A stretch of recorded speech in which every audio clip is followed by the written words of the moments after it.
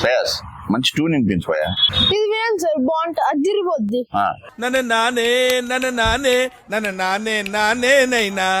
శ్రేయస్ ఎలా ఉండాలనుకున్న ట్యూన్ అంటే అదిరిపోవాలా. పబ్లిక్ ఒక్కసారిగా సాంగ్ అంటే ఎంటపడాలా. మీరు నా నుంచి కొత్తదనం కోరుకుంటున్నారు. ఎవరి మ్యూజిక్ డైరెక్టర్ ఎవరని అడగాల.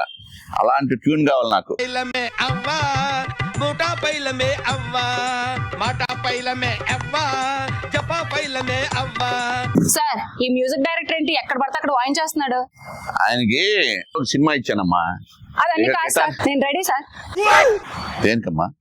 అదే సార్, కమిట్మెంట్ కి. How girls are craze about me, I don't know. Commitment కి రెడీయా? సార్ నేను హీరోతో కూడా కమిట్మెంట్ కి రెడీ.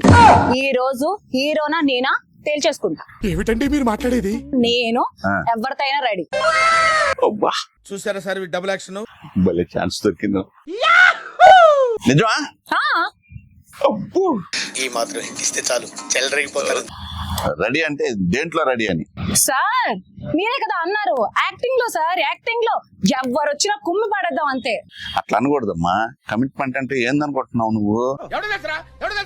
అక్కడ సీటీఎంలు చూస్తూ ఉంటాయి, మహిళా సంఘాలు వస్తూ ఉంటారు. ఇప్పుడు మేము రోడ్డు మీద పెట్టినట్టే కదా మమ్మల్ని. సార్ ఆ కమిట్మెంట్ కాదు సార్, యాక్టింగ్ లో కమిట్మెంట్ గా వర్క్ చేస్తానంటున్నా.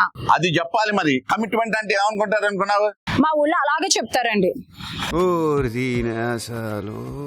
మీ ఊళ్ళో ఇదో రకమైన భాష ఉందని మాకేం తెలుసు?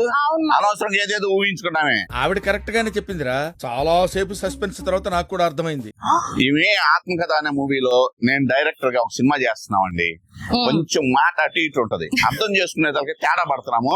మీరేం అపార్థం చేసుకోకండి ప్లీజ్. తప్పుగా తీసుకోకండి, మా ఆత్మకథని మంచిగా సపోర్ట్ చేయండి. అండ్ మమ్మల్ని సపోర్ట్ చేస్తూ ఈ సినిమాలో యాక్ట్ చేసిన ప్రతి ఒక్క యాక్టర్ కి ధన్యవాదాలు తెలియజేసుకుంటూ I wish you all the best. మా ఆత్మకథ.